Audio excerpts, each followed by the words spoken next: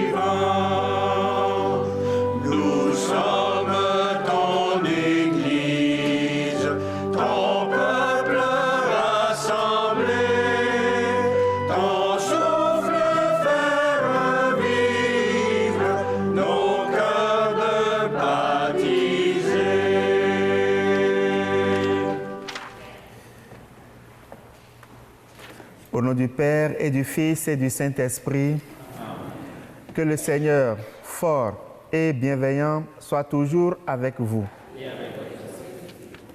Il n'est pas toujours facile de centrer notre vie sur le Seigneur et de nous garder purs dans nos paroles et nos actions quotidiennes. Humblement, demandons-lui de nous assister en nous accordant son pardon.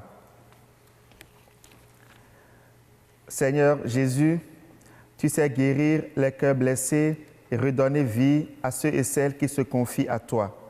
Prends pitié de nous. Ô Christ, tu nous révèles toute la bienveillance de Dieu pour les êtres fragiles et malades. Prends pitié de nous. Seigneur, tu nous appelles à témoigner de ta puissance auprès de nos frères et sœurs. Prends pitié de nous. Que Dieu saint et miséricordieux nous accompagne sur notre route, qu'il nous pardonne nos péchés et nous conduise à la vie éternelle.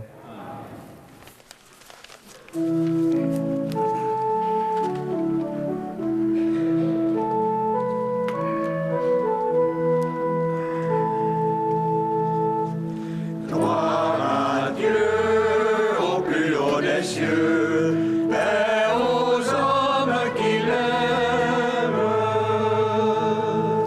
Tu as fait ciel et terre, le soleil sur les jours, la splendeur de l'amour. Gloire à toi, notre Père. Gloire à Dieu au plus haut des cieux, et aux hommes qui l'aiment. Tu envoies dans le monde le Seigneur Jésus-Christ, qui nous donne ta vie, notre joie surabonde. Gloire à Dieu au plus haut des cieux, et aux hommes qui l'aiment. Tous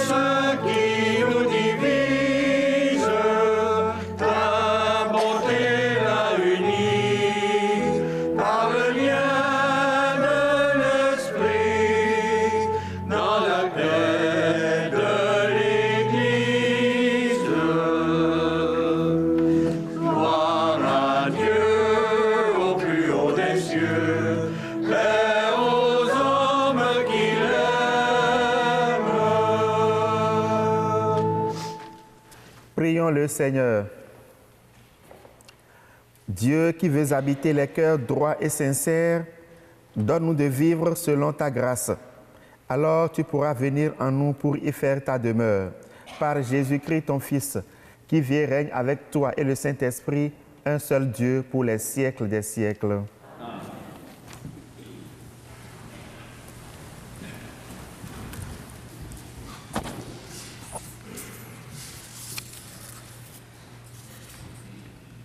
Lecture du livre des Lévites. Le Seigneur parla à Moïse et à son frère à Aaron et leur dit: Quand un homme aura sur la peau une tumeur, une inflammation ou une pustule, qui soit une tache de lèpre, on l'amènera au prêtre Aaron ou à l'un des prêtres, ses fils. Le lépreux atteint d'une tache portera des vêtements déchirés et les cheveux en désordre. Il se couvrira le haut du visage jusqu'aux lèvres. Et il criera: impur, impur. Tant qu'il gardera cette tache, il sera vraiment impur. C'est pourquoi il habitera à l'écart. Son habitation sera hors du camp. Parole du Seigneur.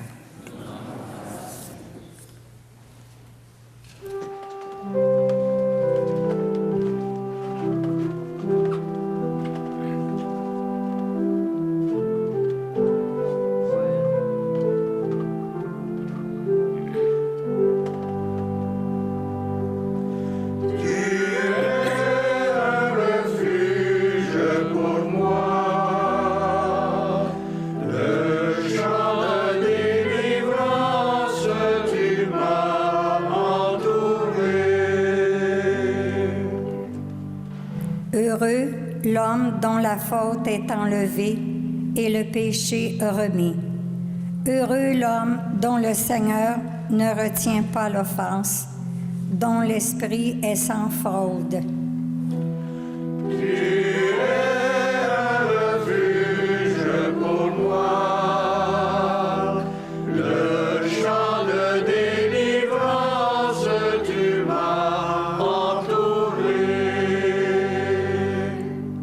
Je t'ai fait connaître ma faute.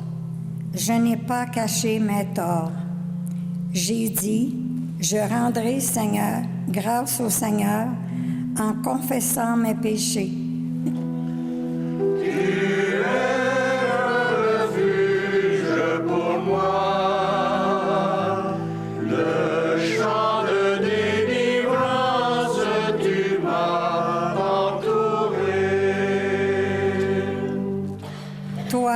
Tu as enlevé l'offense de ma faute.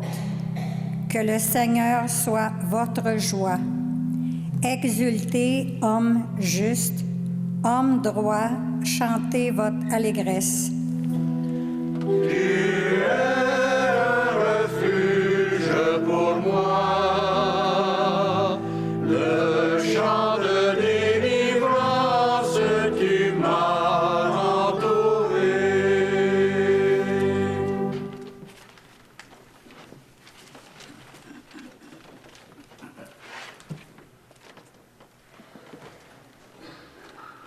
Lecture de la première lettre de Saint Paul apôtre aux Corinthiens.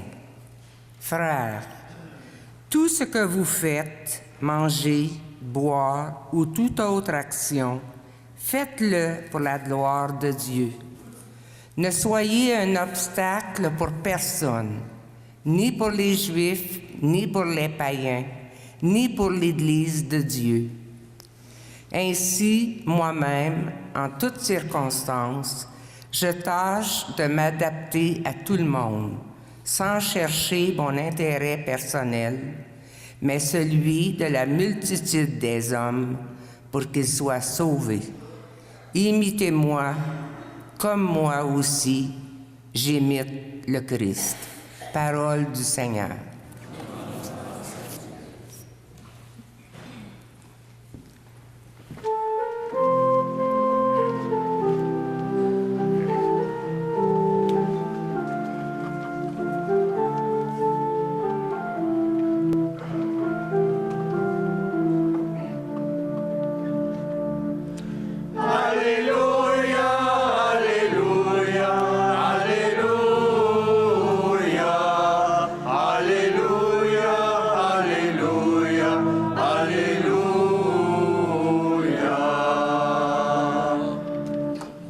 Un grand prophète s'est levé parmi nous, et Dieu a visité son peuple.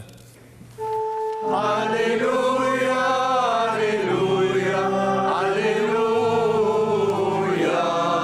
Alléluia, Alléluia, Alléluia.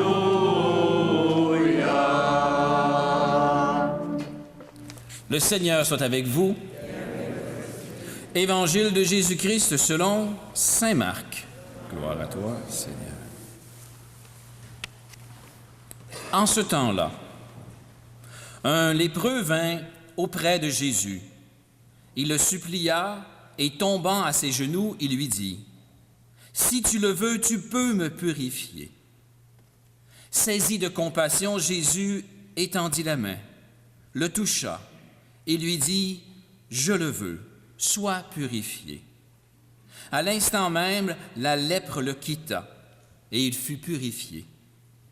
Avec fermeté, Jésus le renvoya aussitôt en lui disant, « Attention, ne dis rien à personne, mais va te montrer au prêtre et donne pour ta purification ce que Moïse a prescrit dans la loi. Cela sera pour les gens un témoignage. » Une fois parti, cet homme se mit à proclamer et à répandre la nouvelle, de sorte que Jésus ne pouvait plus entrer ouvertement dans une ville, mais il restait à l'écart dans des endroits déserts. De partout, cependant, on venait à lui. Acclamons la parole de Dieu.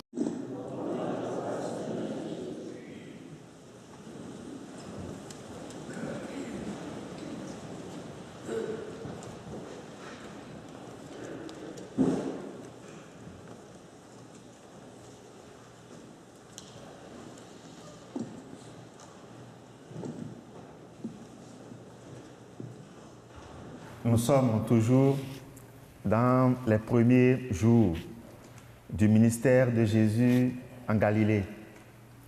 Et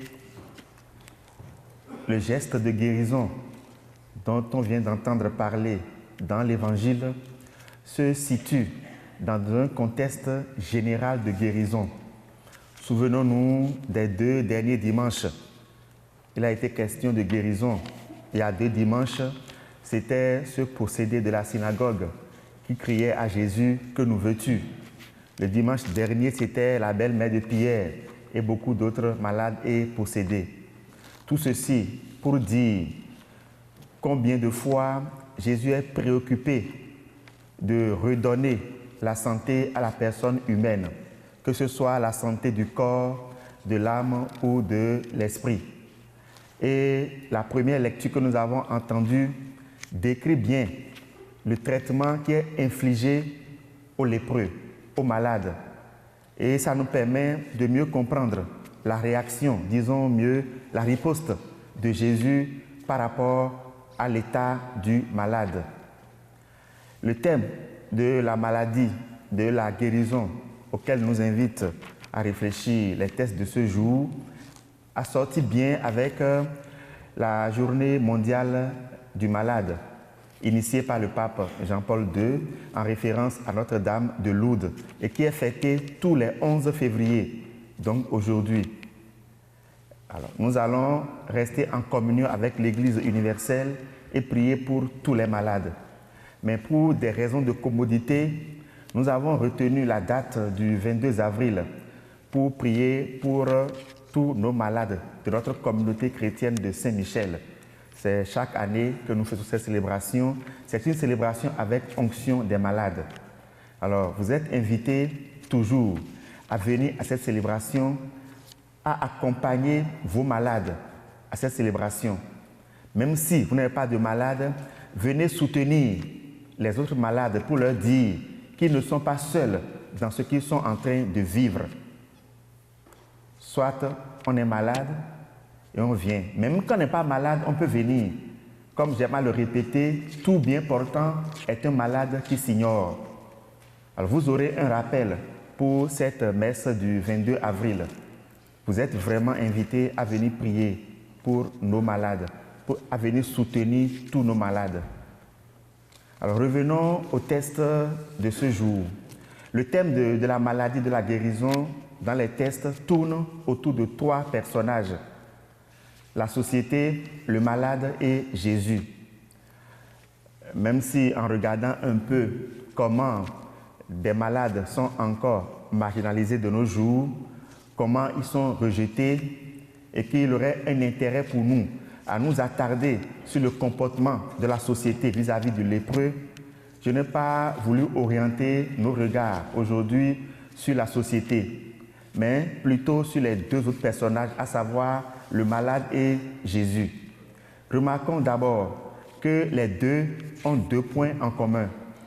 Le premier point qu'ils ont en commun, c'est le désir de guérir. Et le second point, c'est l'audace de s'approcher.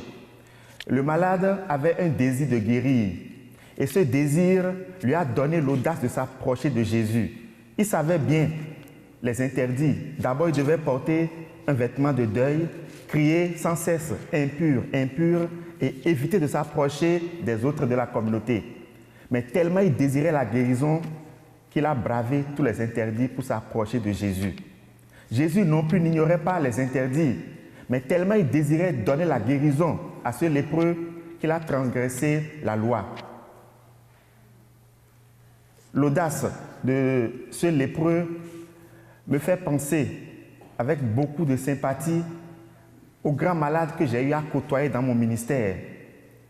Et lorsqu'on voit les malades souffrir, ça donne vraiment à réfléchir sur notre condition humaine. J'ai entendu des malades me dire « Mon père, si Dieu va me guérir alors qu'il me rappelle, tellement je souffre. » D'autres m'ont posé la question « Mais pourquoi moi? Qu'ai-je fait pour mériter cela ?» Ça nous fait réfléchir vraiment sur toute la souffrance des malades. Et l'audace de ce lépreux en dit long. Qu'est-ce qu'un malade ne ferait pas pour retrouver la santé? La souffrance nous pousse tellement loin qu'on est même parfois prêt à accuser Dieu, à rendre Dieu responsable de notre sort. Nous devons vraiment tenir en beaucoup de sympathie nos malades à cause de leur souffrance. La deuxième chose qui m'a frappé chez ce lépreux, c'est sa grande foi. C'est un malade qui a été catalogué comme impur. Donc pour la société, il vit dans un état permanent de péché. Mais c'est chez lui qu'on retrouve cette grande marque de confiance et de foi. Si tu le veux, tu peux me guérir. Il était vu comme un pécheur, mais c'est lui qui exprime une grande foi. Alors nous devons faire attention par rapport au jugement que nous portons sur les gens. Voilà quelqu'un que la société juge comme impur, comme un pécheur, comme quelqu'un qui est éloigné de Dieu. Et pourtant, c'est lui qui exprime une grande foi. Regardons du côté de Jésus. Toute l'action de Jésus se centre sur son sentiment. Jésus a eu de la compassion pour le malade. Et c'est cette compassion-là qui s'est transformée en geste concret qui est la guérison. Frères et sœurs, nous sommes à tour de rôle, et le lépreux et Jésus. Lépreux, nous le sommes tous parce que nous avons tous été malades. Nous sommes tous malades. Si ce n'est pas physiquement, alors c'est moralement ou spirituellement. Et comme ce lépreux, nous sommes invités à avoir l'audace de nous approcher de Jésus et de solliciter la guérison. Nous sommes invités à oser la confiance. C'est parce qu'il ose, il a osé, il croit que Jésus peut le sauver, qu'il a posé ce geste, qu'il a sollicité la guérison. Tout à l'heure, avant l'offertoire, je vais présenter le pain et le vin qui vont devenir le corps et le sang du Christ, sacrement de notre guérison, de notre salut. Je vais garder un temps de silence pour permettre à chacun de déposer sur la patène, de déposer dans le calice sa maladie, ce dont il souffre. Ce n'est pas forcément une maladie physique. Ça peut être une maladie morale, une maladie spirituelle. Ayons le courage, ayons la confiance. Déposons sur l'autel pour l'Eucharistie toutes nos maladies, toutes nos souffrances. Et croyons que le Seigneur peut nous venir en aide. Il l'a fait pour d'autres, il peut le faire pour nous. Croyons réellement que Dieu peut nous venir en aide dans tout ce que nous vivons comme souffrance et maladie. Nous sommes également Jésus. Chaque fois que nous avons des malades dans nos entourages. Chaque fois qu'un malade a assisté, nous sommes Jésus. Remarquons le regard que Jésus a posé sur ce malade. C'est un regard différent de celui que la société a posé sur lui. Jésus n'a pas cherché à comprendre. Il n'a pas cherché à savoir quelle est la cause de sa maladie, quelle est l'origine de sa souffrance. Il n'a pas calculé, considéré les dépenses que ces soins vont générer. Il n'a pas considéré le travail supplémentaire que l'entretien de ce malade va donner. Il n'a pas regardé le danger que le malade représente pour la société. Il a juste considéré sa souffrance et il a posé sur lui un regard bienfaisant, un regard de compassion. Il a juste regardé comme un fils de Dieu. C'est à ça que nous sommes appelés. Poser sur nos malades un regard de bienveillance, un regard de compassion. La compassion, ça adoucit les souffrances. Nous sommes appelés à assister nos malades. Il y en a que nous trouvons trop malades, qui nous dérangent, mais par compassion. Parce que nous aussi, nous pouvons partager un jour ce sort, ayons envers nos malades un regard de compassion. Je me rappelle, pendant ma formation au séminaire, j'ai reçu, en plus de ma formation de prêtre, une formation à l'infirmerie. Cela m'a été demandé par le séminaire. Alors, le tout premier cours qu'on a reçu en infirmerie, je n'ai jamais oublié. Celui qui nous l'a donné dit, un infirmier, c'est quelqu'un qui porte l'infirmité des autres. Un infirmier, c'est celui qui porte l'infirmité des autres. Nous devons être chacun pour l'autre des infirmiers. Un infirmier. C'est-à-dire, portons l'infirmité les uns des autres. C'est à ça que Dieu nous invite aujourd'hui. Alors, tout en déposant à l'autel nos propres souffrances, nos propres maladies, déposons également tous ces malades que nous connaissons, qui vivent de grandes souffrances. Il y en a peut-être dans notre communauté. Déposons-les à l'autel du Seigneur et prions les uns pour les autres. Que le Seigneur nous accorde la guérison du corps, de l'âme et de l'esprit. Chacun, sûrement, a besoin d'une de ces guérisons. Que le Seigneur accorde à tous la guérison pour que nous puissions l'adorer dans la paix et dans la joie. Le Seigneur soit avec vous.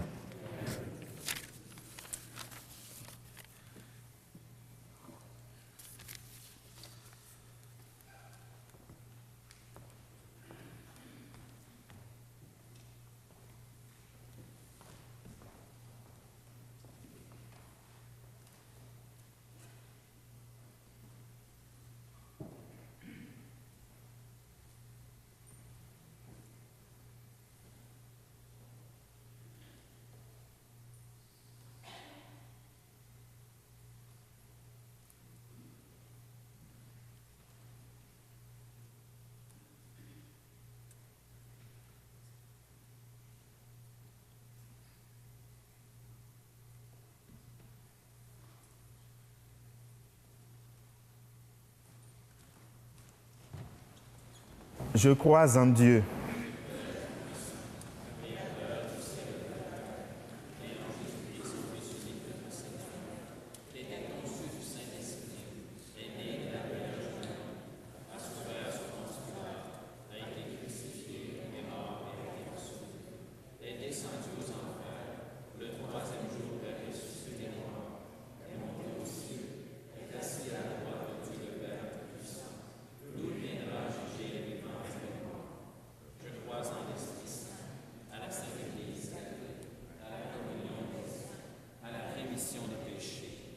résurrection de la chair, à la vie éternelle. Jésus a accueilli le lépreux et il s'est fait attentif à sa demande. En toute confiance, adressons à Dieu, notre Père, nos intentions de prière pour l'Église et pour toute l'humanité. Pour les personnes atteintes de maladies graves et qui espèrent des jours meilleurs, prions. Exauce-nous, Seigneur. Pour le personnel soignant, professionnel et bénévole, qui met ses énergies au service de la santé de leurs patients et de leurs patientes, prions. Pour les baptisés et les ministres de l'Église, qui, au nom de Jésus, accompagnent les personnes malades et les blessés de la vie, Prions. Pour les chercheurs et chercheuses en sciences médicales et en pharmacologie, qui ont le souci de trouver des solutions aux maladies réputées incurables. Prions.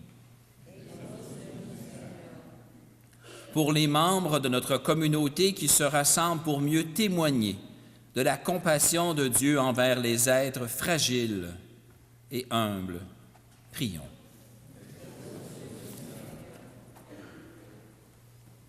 Dieu notre Père, tu es toujours à l'écoute de tes enfants qui te confient leur vie et celle de leur entourage. Exauce notre prière et aide-nous à accueillir les personnes qui ont besoin de notre amour. Nous te le demandons par Jésus le Christ, notre Seigneur. Amen.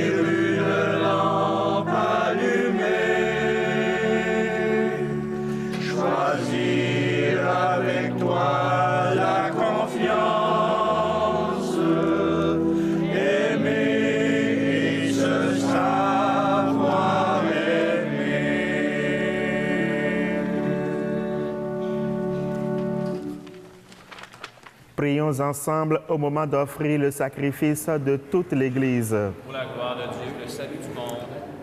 Que cette Eucharistie, Seigneur notre Dieu, nous purifie et nous renouvelle.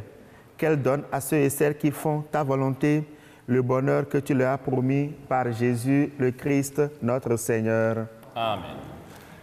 Le Seigneur soit avec vous. Et avec votre esprit, Élevons notre cœur. nous le tournons vers le Seigneur. Rendons grâce au Seigneur notre Dieu. Cela est juste et bon. Vraiment, il est juste et bon de te rendre gloire, de t'offrir notre action de grâce toujours et en tout lieu à toi, Père très saint, Dieu éternel et tout-puissant par le Christ notre Seigneur.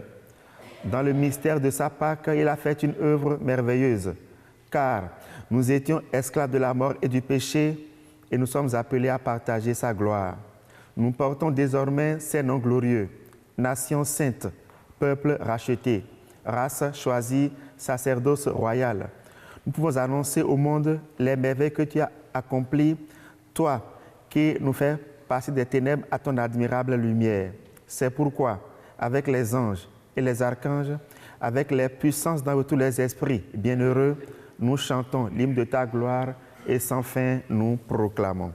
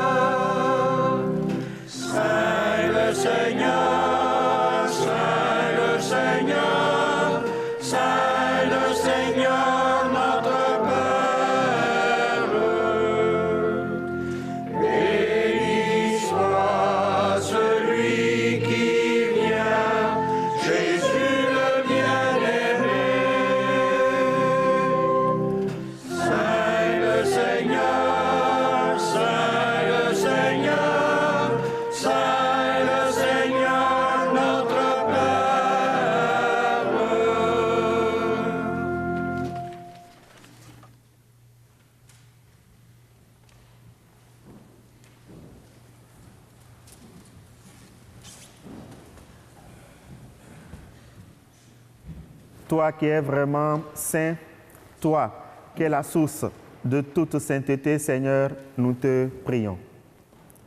Sanctifie ces offrandes en répandant sur elles ton esprit, qu'elles deviennent pour nous le corps et le sang de Jésus le Christ, notre Seigneur. Au moment d'être livré et d'entrer librement dans sa passion, il prit le pain, il rendit grâce, il le rompit et le donna à ses disciples en disant : « Prenez et mangez-en tous, ceci est mon corps livré pour vous. »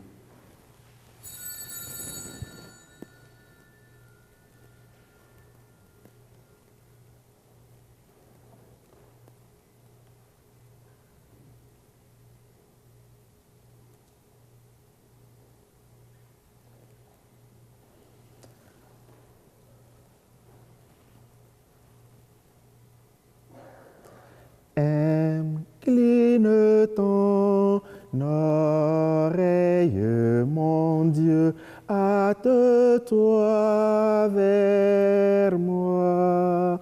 Mes jours sont dans tes mains, délivre-moi, Seigneur.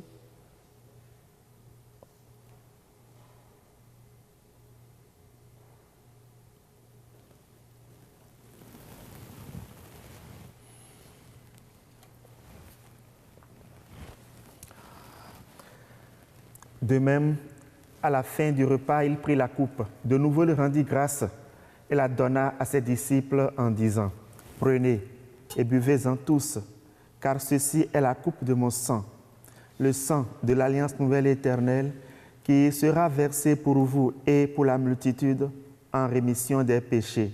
Vous ferez cela en mémoire de moi. »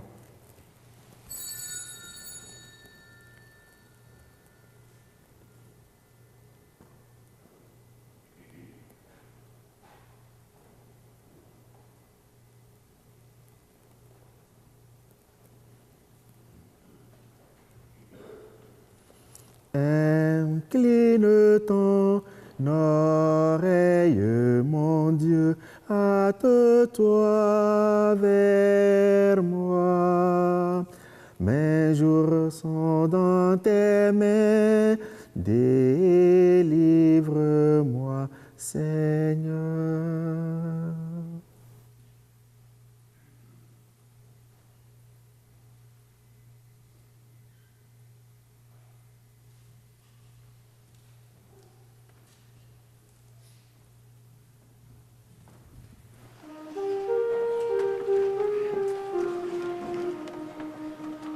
Il est grand le mystère de la foi.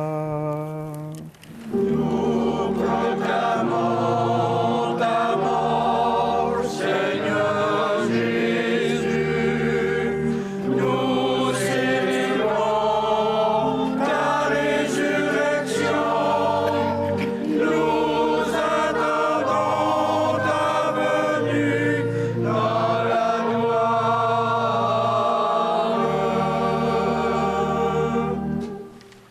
Faisant ici mémoire de la mort de ton Fils et de sa résurrection, nous t'offrons, Seigneur, le pain de la vie et la coupe du salut, et nous te rendons grâce car tu nous as choisis pour servir en ta présence. Humblement, nous te demandons qu'en ayant part au corps et au sang du Christ, nous soyons rassemblés par l'Esprit Saint en un seul corps. Seigneur, souviens-toi de ton Église répandue à travers le monde et fais-la grandir dans ta charité avec le pape François, notre évêque Noël et tous ceux qui ont la charge de ton peuple. Souviens-toi de nos frères et sœurs qui sont morts dans la paix du Christ, en particulier de Pierrette Poirier, dont c'est le 3e anniversaire de décès.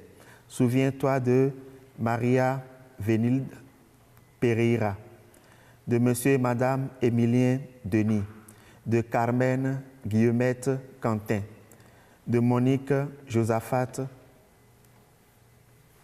et de Robert. Souviens-toi des défunts de chacune de nos familles. Reçois-les dans ta lumière auprès de toi. Sur nous tous, enfin, nous implorons ta bonté. Sur nos parents, nos amis, nos bienfaiteurs. Sur tous les malades. Ceux qui souffrent de maladies incurables. Sur tous ces malades qui ont reçu des médecins les sentences de mort. Et sur tous ceux-là qui nous ont demandé de prier pour eux. Nous implorons, Seigneur, ta bienveillance. Nous te prions également pour Gladys, qui te rend grâce par la Vierge Marie. Permets qu'avec la Vierge Marie, la bienheureuse Mère de Dieu, son époux Saint Joseph, avec les apôtres, les saints dont nous portons les noms et les saints de tous les temps qui ont vécu dans ton amitié, nous ayons part à la vie éternelle, que nous chantions ta louange par Jésus-Christ, ton Fils bien-aimé. Par lui, avec lui et en lui, à toi, Dieu le Père Tout-Puissant, dans l'unité du Saint-Esprit, tout honneur et toute gloire pour les siècles des siècles. Amen.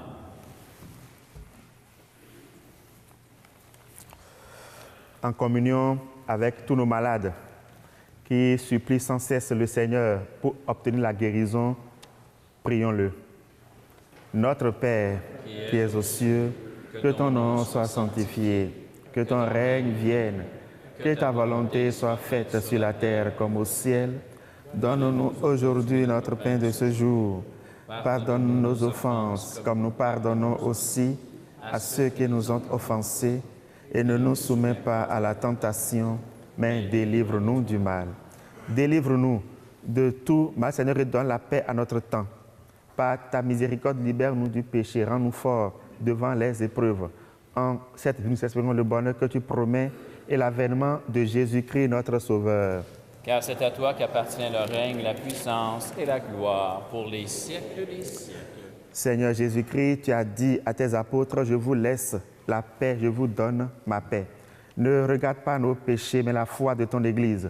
Pour que ta volonté s'accomplisse, donne-lui toute cette paix et conduis-la vers l'unité parfaite, toi qui règnes pour les siècles des siècles. Amen. Que la paix du Seigneur soit toujours avec vous. Et avec votre esprit. C'est toujours la saison des rhumes et des grippes. Veuillez respecter la personne qui ne vous tend pas la main. Frères et sœurs dans la charité du Christ, échangez-vous cette paix.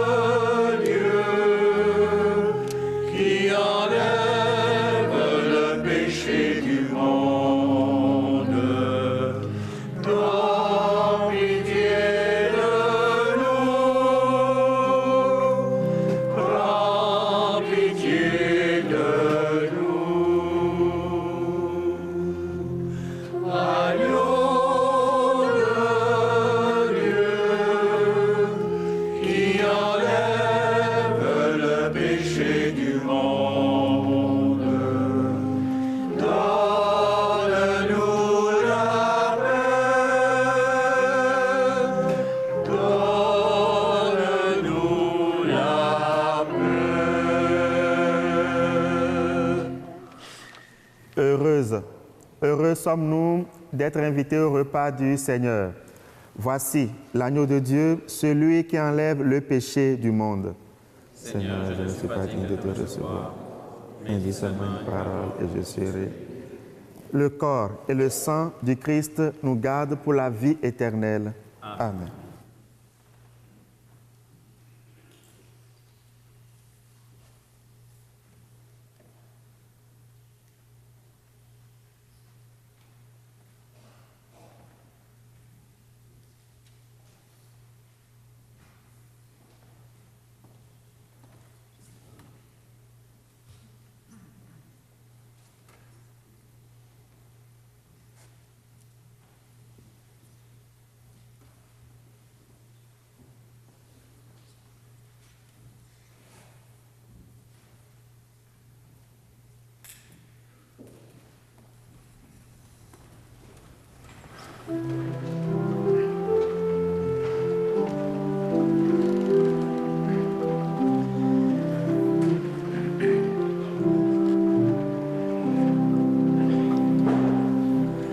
Donne-nous, Seigneur, donne-nous le pain de la vie éternelle.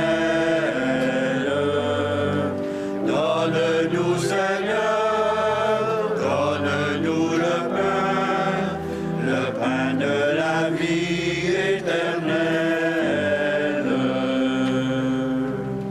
Toi qui as nourri ces gens qui avaient faim, tu les as comblés au-delà de leur faim.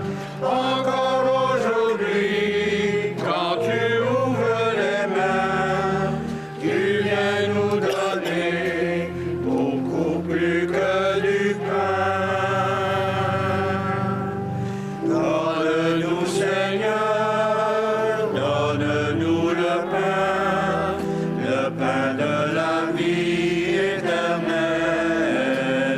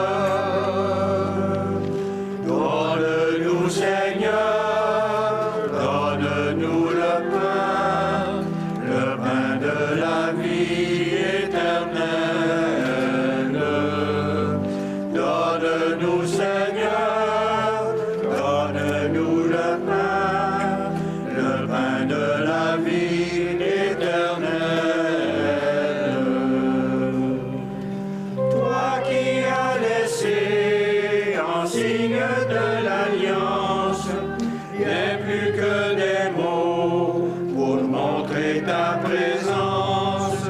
Encore aujourd'hui, sous d'humbles apparences, tu viens te livrer, en toi tout recommence. Donne-nous, Seigneur, donne-nous le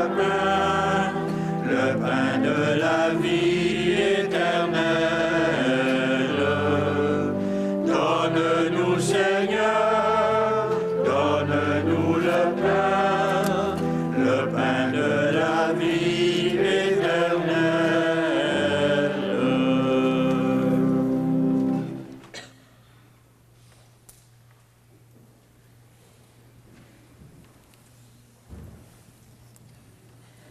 Quelques annonces. Nous recommandons à vos prières Madame Monique Hamel, 72 ans, veuve de Michel Demers. Les funérailles seront célébrées à l'église Saint-Michel le 16 février à 13h. Également, M. Léo Legault, 79 ans. Les funérailles seront célébrées le 17 février à 14h à l'église Saint-Michel. Il y aura un temps d'accueil à partir de 13h. Merci de prier pour les personnes qui vivent le deuil. Autre nouvelle, vous pouvez vous procurer des carnets du carême au coût de 4 $, sont tout juste ici. C'est toujours un bon moyen de se préparer à la grande fête de Pâques. Les célébrations des cendres le 14 février auront lieu à 10h30 à l'église Sainte-Trinité et à 19h30 à l'église Saint-Michel. Il reste encore des billets pour le repas de la fin. Vous pouvez vous les procurer au coût de 7 $ au presbytère. Merci. Autre chose, mon cher Éric? Non. Je voudrais juste préciser que le mercredi des cendres, à 10h30, la messe sera célébrée par Monseigneur à Très Sainte Trinité. Je vous invite à venir, non pas parce que c'est Monseigneur qui célèbre, mais il célèbre pour le 125e du diocèse de Valleyfield. Alors c'est une occasion pour remercier le Seigneur pour tous les pionniers de notre diocèse, tous ceux qui ont travaillé pour que l'Évangile soit connu dans la région de Valleyfield. Donc vous êtes tous attendus le mercredi à 10h30. Cette semaine, j'étais au monastère Saint-Benoît du Lac. Saint-Benoît du Lac. Ou bien des Lacs? Du Lac. Du Lac, oui. OK. Pour une retraite avec Monseigneur et tous les prêtres. J'ai prié pour vous et je suis content d'être parti pour ce petit temps de ressourcement. Et j'espère que si vous avez l'occasion, vous aussi, vous n'allez pas rater des moments de ressourcement. Ça fait vraiment du bien de se retirer par moment pour n'être que en relation avec le Seigneur. C'est important. Je pense que c'est fini. Prions encore le Seigneur.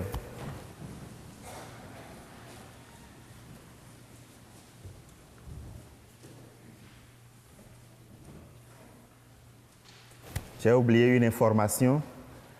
Alors aujourd'hui, à 13h et à 3h30, ici même, il y a nos jeunes de la paroisse qui vont faire leur premier pardon. Alors n'oubliez pas de prier pour eux. Tu nous as donné, Seigneur, de goûter aux joies du ciel.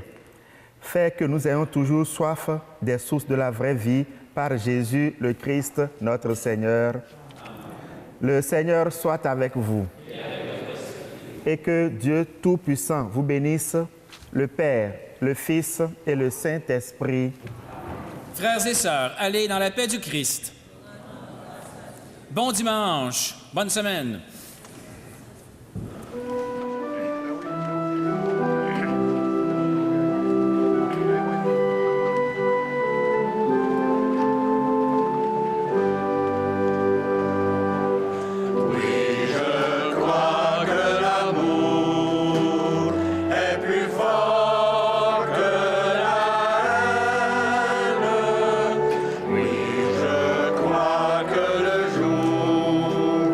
Et puis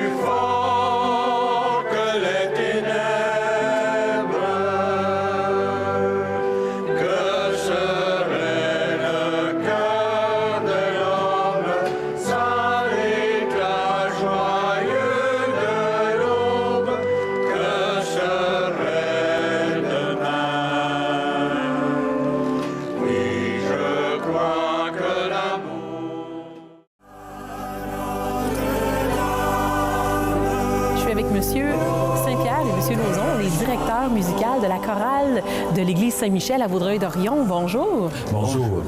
C'est quoi exactement un directeur de chorale? C'est quoi son rôle?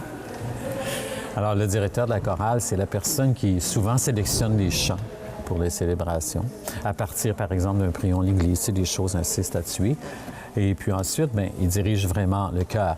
Il va décider des tempos, de l'accompagnement. Il les dirige vraiment, là, quand partir, tout ça. Parce que c'est un chœur amateur et la plupart du temps, la majorité des personnes ne lisent pas la musique dans les chœurs amateurs. Alors, ça repose plus sur le directeur de leur vraiment les bien guider et naturellement accompagné de l'organiste. La chorale, justement, de l'Église Saint-Michel, c'est une chorale bénévole, c'est des citoyens, c'est des personnes qui ont envie de s'impliquer dans leur Église puis qui aiment chanter, j'imagine. Certainement. La chorale de Saint-Michel est composée de toutes ces personnes-là qui donnent de leur temps, qui savent chanter et qui veulent participer à l'animation paroissiale, apporter leur contribution au succès de la célébration. Alors, les pratiques à nos âges, on ne fait plus des soirées de longue durée. On se regroupe tôt avant la messe, on prend une demi-heure ou 3/4 d'heure, et on repasse les chants afin de les mettre à point, que les gens puissent dire les bonnes paroles au bon moment, avec des variations dans le rythme, dans le fortissimo ou encore dans la douceur, parce que c'est un chant religieux. Alors, il faut exprimer ses sentiments intérieurs et accompagner les gens qui viennent ici pour prier afin de les guider et de soutenir leur demande, leur état d'âme. Alors, on essaie de faire de notre mieux. Puis on est chanceux parce que la chorale est accompagnée d'un orgue qui a quand même un certain nombre d'années. Oui, l'orgue Mitchell date de 1871 et complètement restauré avec son son d'origine. On est vraiment chanceux. Et tout l'ensemble aussi de l'Église est magnifique. Ça l'invite vraiment au recueillement. C'est une splendeur extraordinaire. Nous avons cette opportunité de chanter dans un lieu qui est recherché pour les grandes personnes avec des voix cultivées. Ils viennent ici à Saint-Michel et ils viennent donner leur spectacle. On a vu M. Véro et le dernier, le plus récent, là, le ténor, là, qui tient des rôles clés à la Place des Arts. Alors, il est venu donner des spectacles ici à Saint-Michel afin que les personnes puissent bien profiter de cette atmosphère religieuse et adaptée pour le son. C'est un privilège de pouvoir chanter dans l'Église ici, qui est un joyau du patrimoine, qui est une Église qui date de la Nouvelle-France, là. Pratiquement 1783. Qu'est-ce qui la distingue, l'Église, par rapport à peut-être à Sainte-Trinité ou à d'autres églises de la paroisse? On ne parle pas du tout de la même époque, Sainte-Trinité. Ici, qu'est-ce qui la distingue aussi? C'est toute son ornementation structurale, sculpturale. On a du Liébert. C'est l'œuvre de Liébert la plus conservée à travers tout le Québec que nous avons ici. Même si 3 grands sculpteurs ont passé ici, ils ont toujours gardé l'unité de Liébert pour compléter le travail. C'est ce qui fait un magnifique résultat. On peut avoir justement dans les œuvres ou même dans l'architecture des trompe-œil un peu partout dans l'Église. Qu'est-ce que c'est exactement les trompe-œil? Un trompe-œil, c'est une technique. Les jeunes aujourd'hui pensent qu'ils ont inventé ça avec les jeux vidéo, là, mais c'est pas ça du tout. D'accord? C'est M. Meloche, il possédait très bien la technique encaustique en utilisant des couleurs d'ocre et de gris avec des ombrages qui donnent vraiment l'aspect trompe-l'œil. On croit que les pilastres, les ornementations sont dimensionnées, mais si on les regarde, elles sont plates. Tout est plat. Ça donne un effet de profondeur. On imite le bois, on imite le marbre. Bien, finalement, c'est peint. Tout est peint, d'une façon assez complétée. Et il n'a pris, incroyable, pour tout peindre ce que vous voyez, 6 mois seulement. C'est un travail titanesque. C'est magnifique. J'espère que la chorale va longue vie à la chorale. Puis j'imagine que vous cherchez toujours de la relève ou d'autres personnes qui peuvent se joindre à la chorale. Au début d'année, on fait un appel aux gens qui ont du temps, qui viennent d'abord ici dans ce lieu pour prier et on les invite à venir se joindre à nous. il n'y a pas de prix à charger pour ça, pour entrer dans la chorale paroissiale. C'est une invitation à venir bénévolement et ensemble, on se regroupe. On essaie d'améliorer la ténacité du groupe et en même temps aussi le son produit et l'accompagnement aux cérémonies religieuses. En début d'année, on invite toujours des personnes disponibles, qui ont du temps et qui peuvent se joindre à nous. Et quels sont les gens qui répondent? Ceux qui sont déjà occupés. Parce qu'on dit que quand on est occupé, on trouve toujours un petit temps pour un événement que l'on connaît et qui aiment la musique. Alors, ceux qui viennent à la paroisse et qui acceptent de venir, on ne leur demande pas des longues heures de pratique, on demande de repasser ensemble pour faciliter l'exécution et soutenir la piété de la foule. Et je regarde et j'entends même les gens à la sortie.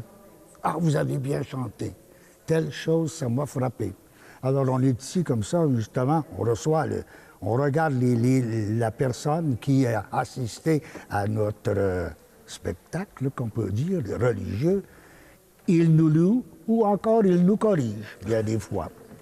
On est favorable à la critique et on est bien content aussi de voir que ça les intéresse et ça supporte leur foi. Fait que la seule règle, si je comprends bien, c'est aimer chanter. Exactement. Aimer le chant choral. Merci beaucoup de votre temps, puis en espérant vous entendre dimanche prochain, soit sur les ondes télé ou sur place à l'Église Saint-Michel. Merci. Ça nous a fait plaisir.